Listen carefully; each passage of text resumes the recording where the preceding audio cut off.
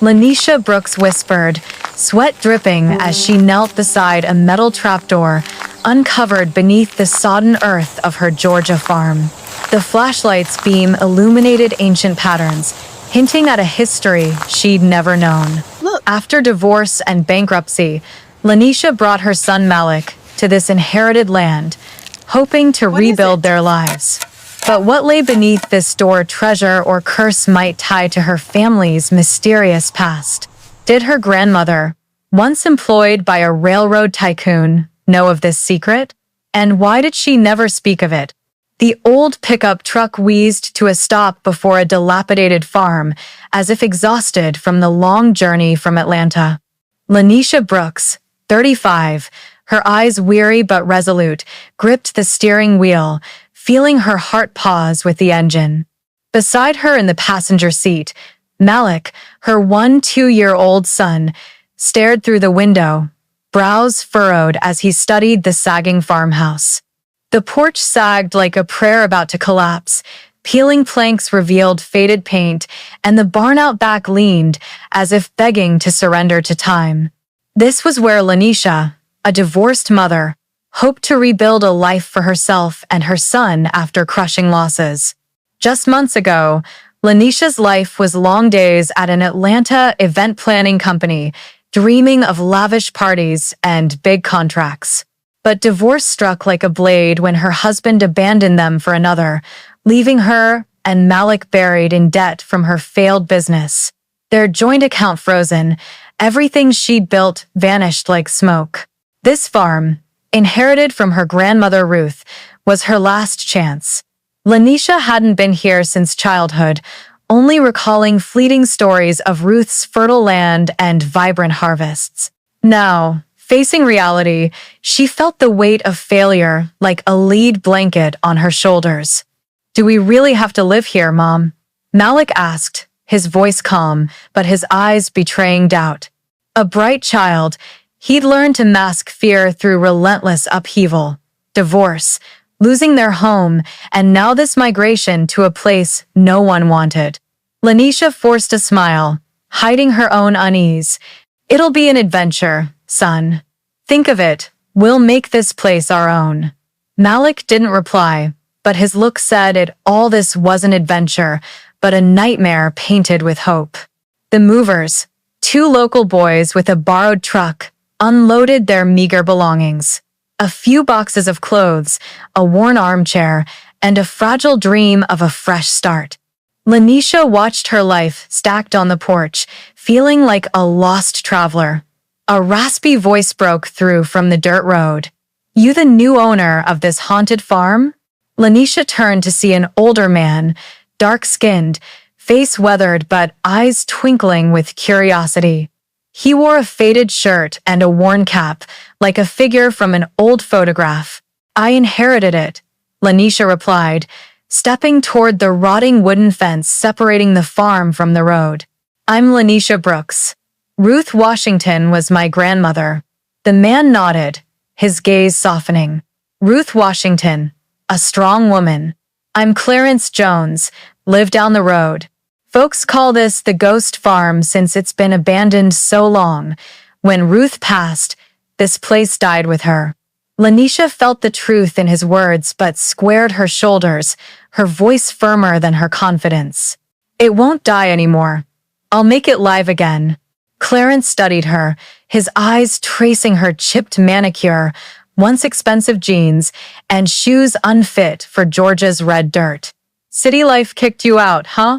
he asked, not cruelly, just stating a hard truth. Lanisha gave a wry smile. "You could say that." Clarence nodded, as if understanding more than he said. "This land's good. Ruth knew farming. If you've got the grit, it'll give you a chance." A strong gust rattled the loose shutters, and a piece of tin roof clattered to the ground with a sharp clang. Clarence winced. "Start with the roof. Storm's coming." That night, Lanisha lay on an air mattress in Ruth's old room, listening to the house's groans like warnings. Each creak, each whistle of wind through cracks seemed to whisper, "You can't do this. You're not strong enough." But deep within, A small flame flickered Ruth's legacy, a woman who survived the hard years of the 20th century, working this land with calloused hands. If Ruth could build a life here, Lanisha could surely patch a leaky roof and make this place home. But would she uncover the secret Ruth buried, one that could change everything? Dear listeners, pause a moment to subscribe to the channel before diving into the heart of the story, but only if you truly connect with what I'm sharing here. Drop a comment below to let me know where you're watching from and what time it is. It's thrilling to see people from all over joining us. Rain poured at midnight, the dripping sound a sluggish melody in the farm's dark kitchen. Lanisha Brooks jolted awake, grabbing an old flashlight, its weak beams sweeping the rotting wooden floor. A puddle gleamed under a hole in the ceiling, each drop a reminder of her failures. Placing a bucket beneath the leak, Lanisha stood in her pajamas, feeling like the most pitiful woman alive. Was this her fresh start?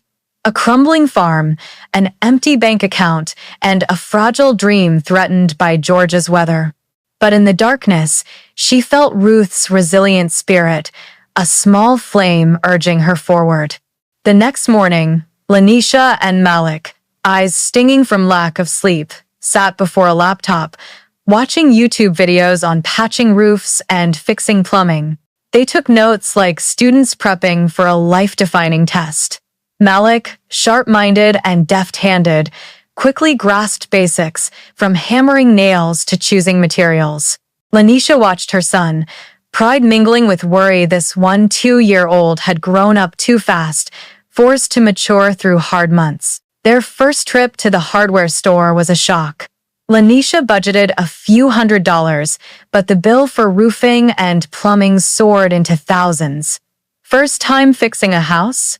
The cashier, an older woman named Mabel, asked with a sympathetic smile.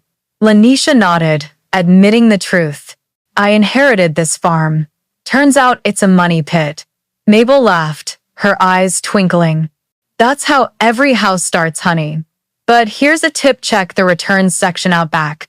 Good deals there, if you don't mind a few scratches. Mabel's advice opened a new world. Short on cash, Lanisha made up for it with creativity and grit. She and Malik scoured local auctions, junkyards, and even got contractors' permission to take leftover materials from building sites. Malik, with keen eyes, proved a natural treasure hunter. A pile of old lumber became garden bed frames. Leftover paint cans mixed into a unique blue, brightening the porch. Broken windows turned into frames for an herb garden. Each item, however humble, brought a small victory, as if they were reclaiming control of their lives. The local community, initially curious and reserved, began to warm. Mrs. Jenkins at the grocery store saved bruised produce for Lanisha's compost pile. Mr. Carter, the mailman, tucked packages under the repaired porch, leaving handwritten notes about coming weather. Even Clarence Jones, the gruff neighbor, stopped by more often, offering tips on growing okra or handling Georgia's red clay. You're doing all right, he said one afternoon as Lanisha and Malik toiled in the weed-choked garden. Most newcomers quit within a month. Lanisha wiped sweat, smearing dirt on her forehead. I don't have a choice, Mr. Jones. He grinned, a rare smile lighting his weathered face.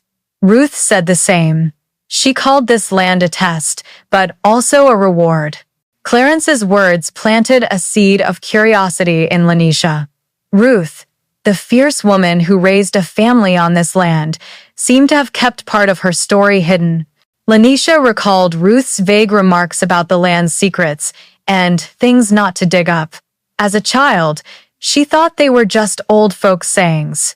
But now, as she and Malik turned the neglected soil into their first garden of okra, tomatoes, and collards, she wondered if Ruth hid something bigger, something about this land, or even their family. Did Ruth know something about the farm she never shared? June's sun blazed over the Georgia fields, turning the red earth into a scorching tapestry. Lanisha Brooks, drenched in sweat, drove her shovel into the soggy patch behind the barn, determined to fix the muddy mess ruining her new garden. Each thrust was a defiance of fate, proof this land wouldn't break her. Malik, nearby with a lopsided baseball cap, tossed a rock into the puddle, sending ripples sparkling. Suddenly, the shovel hit something hard as stone, ringing with a metallic clang. Lanisha froze, heart pounding. She knelt, brushing dirt with trembling hands, revealing a metal trapdoor etched with intricate patterns like memories from a distant era. The door, about a meter square, was tarnished but sturdy, as if crafted to guard a secret forever. Lanisha and Malik worked together, using hands and a small shovel to clear the clinging red dirt. Patterns emerged, swirls and strange symbols, unlike anything Lanisha saw in farm renovation videos. Near the edge, faint lettering caught the sunlight. 1919. A chill ran down her spine. Ruth never mentioned a cellar or anything like it in her farm stories. But her cryptic words, "the land keeps secrets," echoed in Lanisha's mind, a warning or an invitation. "Malik, come here," Lanisha called, her voice trembling with excitement and fear. Malik ran over, eyes wide as he saw the door glinting beneath the soil. "What is it, Mom?" he asked, whispering as if afraid to disturb the air. "I'm not sure," Lanisha replied, but her heart raced with possibilities beyond reason. They carefully pried the lock, more complex than its rusty surface suggested. After minutes of struggle, a sharp click sounded, and the heavy trapdoor creaked open, revealing stone steps descending into darkness.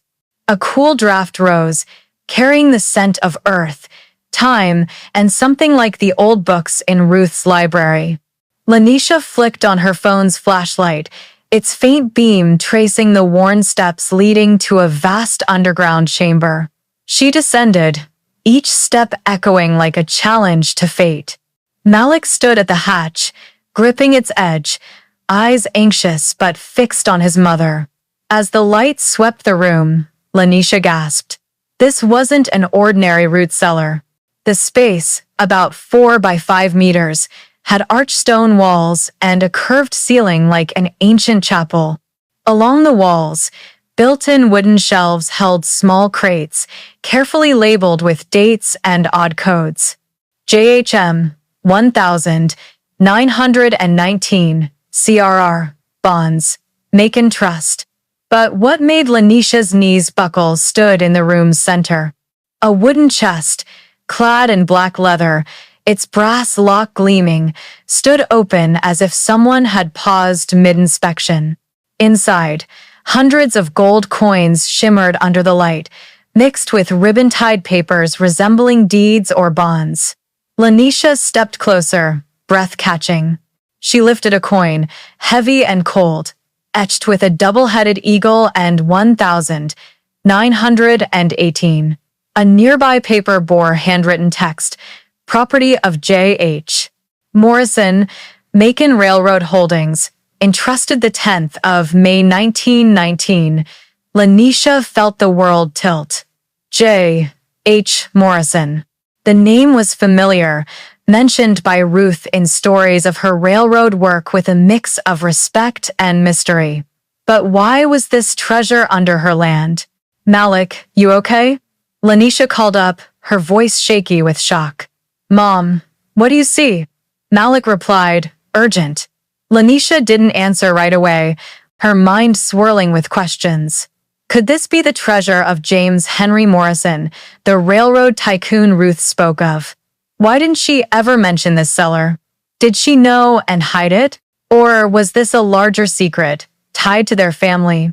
Lanisha snapped photos with her phone, capturing the chest and crate labels, then slipped a coin into her pocket.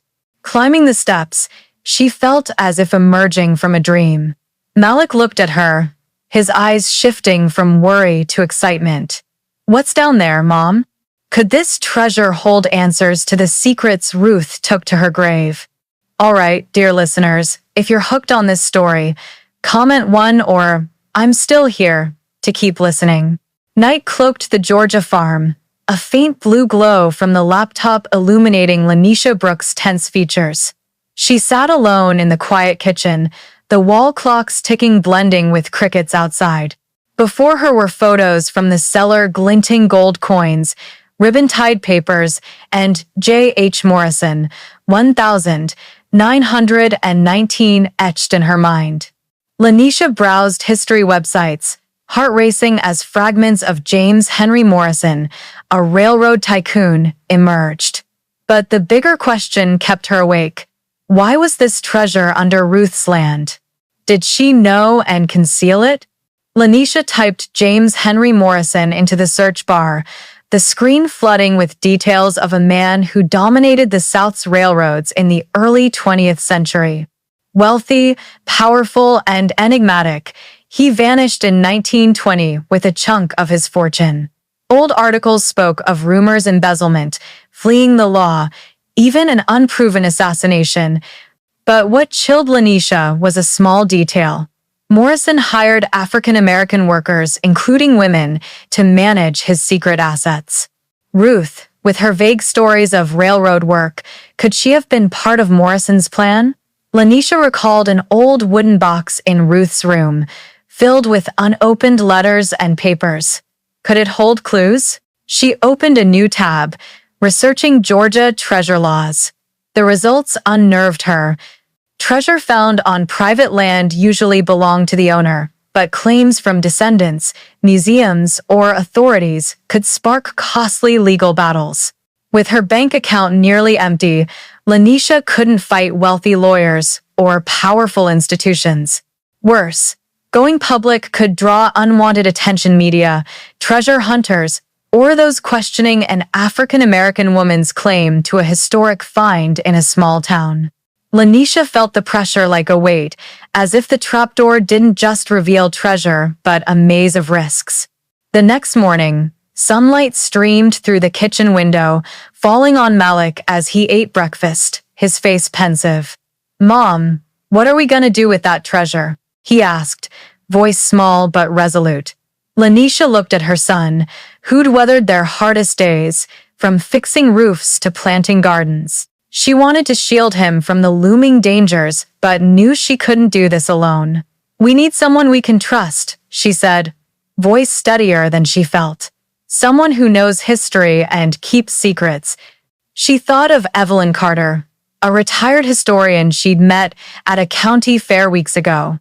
Evelyn, an African-American woman with silver hair and sharp eyes, had worked at Atlanta's National History Museum, specializing in African Americans' roles in the South's railroads. She exuded not just knowledge, but sincerity, as if she understood Lanisha's struggles. Lanisha grabbed her phone, heart pounding as she dialed Evelyn. "I found something on the farm," she said when Evelyn answered. "Something historical, maybe tied to my grandmother, Ruth Washington. I need help to understand it before things spiral out of control." Evelyn paused, her voice calm but curious. "Tied to Ruth Washington? She worked for the railroads, right? What'd you find that's got you so worried?" Lanisha hesitated, then said, "A cellar, with gold, papers, and the name James Henry Morrison. I think my grandmother might have known about it." Another pause. "I'll be there in an hour," Evelyn replied, her tone firm like a promise. Lanisha hung up, feeling both relief and dread. She looked at the garden, where Malik watered plants, unaware that the treasure beneath their feet could unlock family secrets or lead to danger. Would Evelyn help them protect the treasure, or would Ruth's truth change everything?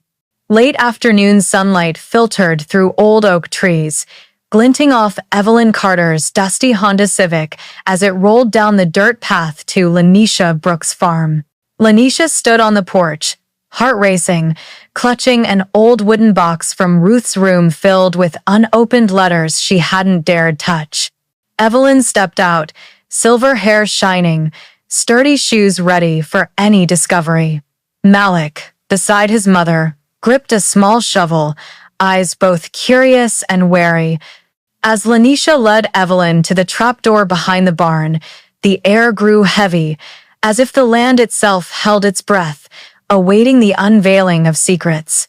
Evelyn descended the stone steps with a seasoned historian's confidence, Lanisha's flashlight beam following, illuminating the underground chamber. When the light hit the black leather chest and shelves of wooden crates, Evelyn drew a sharp breath, eyes wide with awe. She knelt by the chest, carefully flipping through ribbon-tied papers, scanning handwritten notes about J. H. Morrison, Macon Railroad Holdings, 1919. After nearly an hour of inspection, Evelyn emerged from the cellar, face flushed with excitement. "Lanisha, do you realize what you found?" she asked, voice trembling. "This isn't just treasure. It's a historical archive, a contingency plan by James Henry Morrison, and possibly the key to his disappearance." Evelyn explained, voice low but fervent. Morrison, a railroad tycoon, converted assets to gold, bonds, and commodity receipts to prepare for an economic upheaval post-World War I. But what stunned Lanisha was a detail Evelyn found in a paper, a letter mentioning Ruth W. Asset, caretaker, 1919. "Your grandmother Ruth," Evelyn said, "may have worked directly for Morrison, not just as a laborer. She might have been entrusted to guard this treasure." Lanisha's mind reeled. Ruth, the woman who grew okra and raised chickens on this land, part of a tycoon's secret plan? The wooden box in her hands suddenly felt heavier, as if holding an untold history. Evelyn sat on an old crate near the trapdoor, eyes serious. "You've got a strong legal claim, Lanisha. This treasure's on your land, and there's no evidence of criminal activity in its hiding. But there'll be challenges from Morrison's descendants, museums, or even those questioning an African-American family's claim to such a find in Georgia." Lanisha's stomach tightened. She'd anticipated complications, but Evelyn's warning clarified the stakes. "So what do I do?" she asked, voice small but steady. Evelyn smiled, a blend of wisdom and hope. "There's a model called a heritage partnership. You keep ownership of the treasure and land but partner with a historical organization to preserve and display it. You'd get financial benefits, and the history would be protected. I know a group, the Southern Heritage Fund, experts in managing historical sites with sensitivity to African American culture and history." She painted a vision that stunned Lanisha. The farm restored as a heritage center where visitors could learn about Morrison, the role of workers like Ruth in the railroads, and Lanisha's journey. "You could make this a destination," Evelyn said. "Not just to tell history, but to honor your family's legacy." Lanisha looked at the garden, where Malik pulled weeds, sunlight on him like a reminder of the future they could build. She pictured the farmhouse restored, roads filled with tour buses, and Malik growing up proud of his heritage, not ashamed of their struggles. But a question lingered. If Ruth truly knew about this treasure, why did she never speak? Did the wooden box hold answers, or a bigger secret waiting to be uncovered? July's rain fell lightly on the Georgia fields, sparkling on the old wooden box Lanisha Brooks clutched tightly. She sat in the farmhouse kitchen, the flickering oil lamp highlighting the box's chipped surface, a relic of Ruth's, holding unopened letters. Lanisha felt the weight of history, not just from the seller's treasure, but from the family secrets Ruth carried her whole life. Outside, the rumble of a truck signaled a new phase, experts documenting and preserving James Henry Morrison's treasure. But as Lanisha's fingers touched the box's latch, she knew what she was about to uncover could change everything. Evelyn Carter led the expert team, an archaeologist, a historical document specialist, and a treasure law attorney, all bound by strict confidentiality. They worked in the underground cellar with the care of explorers unearthing an ancient tomb. Each gold coin, each ribbon-tied paper was photographed, cataloged, and stored in climate-controlled boxes. Lanisha and Malik watched from above, Malik's eyes gleaming with a boy's adventure book curiosity.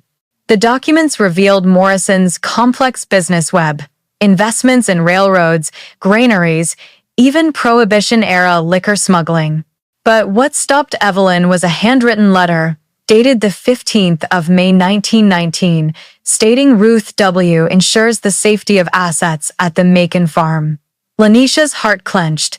Ruth didn't just know about the treasure, she was its guardian.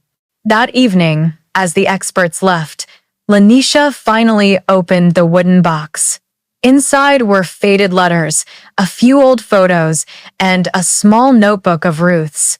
One letter, in trembling script, detailed Ruth's work for Morrison, not just as an employee, but as a trusted confidant hiding his assets before his disappearance.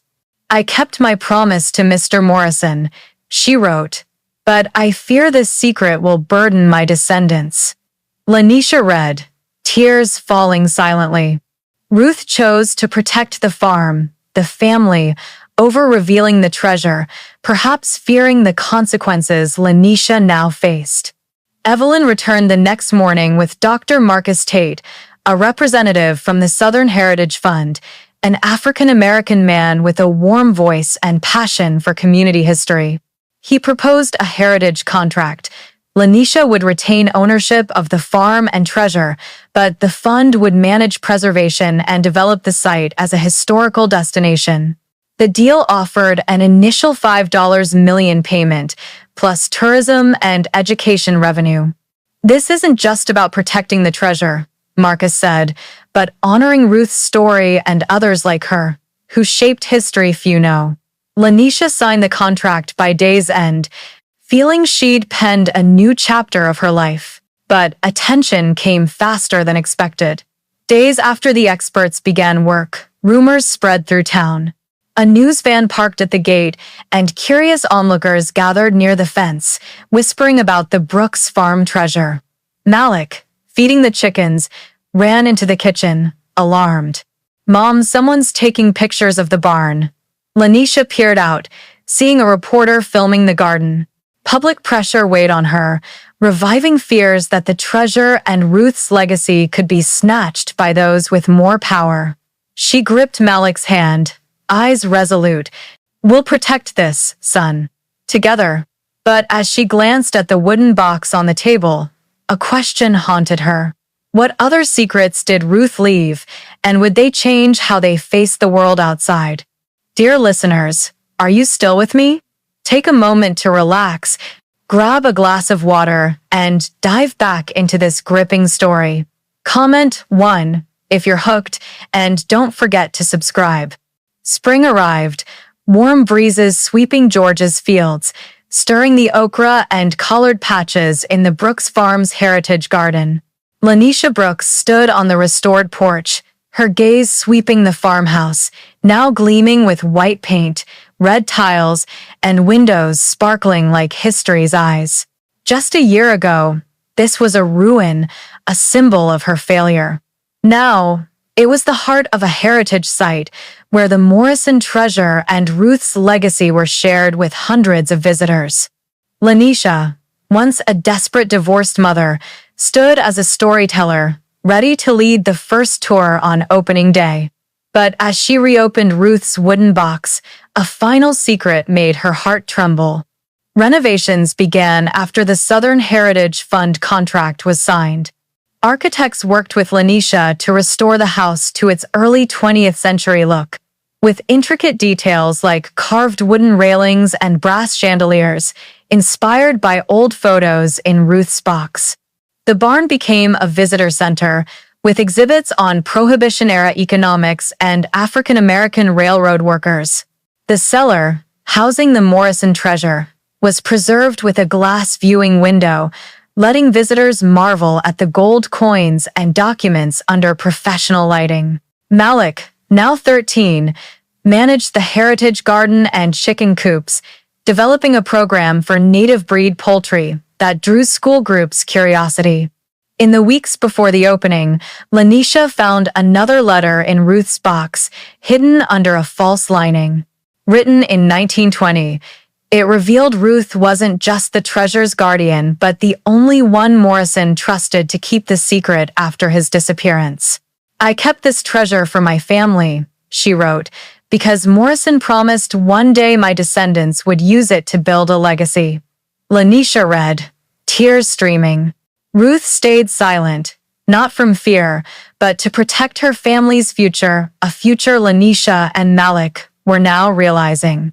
This letter became the heart of Lanisha's presentation, a story not just of treasure but of an African-American woman's loyalty and hope in turbulent times.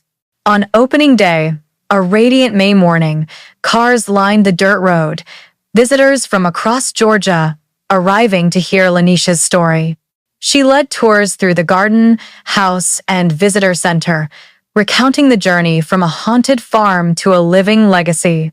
In the cellar, visitors' eyes locked on the Morrison treasure, but Lanisha's story held them. She spoke of the moment the shovel hit the trapdoor, the choice between safety and curiosity, and how Ruth guarded this secret so her descendants could tell it. "This treasure isn't just gold," she said, standing by the open chest. "It's proof of the strength of people like my grandmother, who built futures from unthinkable hardship." Applause echoed in the cellar, warm and sincere. Malik stood at the back, in period attire, his proud smile shining like the gold coins. Lanisha looked at her son, feeling his faith that they'd turned loss into something lasting. The farm was now more than a home, a destination where school groups learned history. Researchers explored African-American railroad roles, and families drew inspiration from a story of resilience. But as Lanisha thought of Ruth's final letter, she wondered, were there more secrets on this land, or a new story waiting to be written? As moonlight lit the cellar, Lanisha Brooks stood by the Morrison chest, fingers touching the gold coins Ruth guarded her whole life. The farm, once a burden, was now a beacon of history and hope, where Malik grew proud of his heritage. The healing lesson from this story is, the true treasure isn't gold, but the power to turn pain into strength, a barren plot into a place of inspiring stories. But Lanisha and Malik's story isn't over. Unread letters, unturned soil. Did Ruth leave other clues? The next chapter of this legacy waits to be written. What do you think of their journey? Comment if you want part 2. Share your thoughts and subscribe to not miss out. Tell us where you're watching from and what time it is. We're thrilled you're here. Share this story with family and friends in the USA.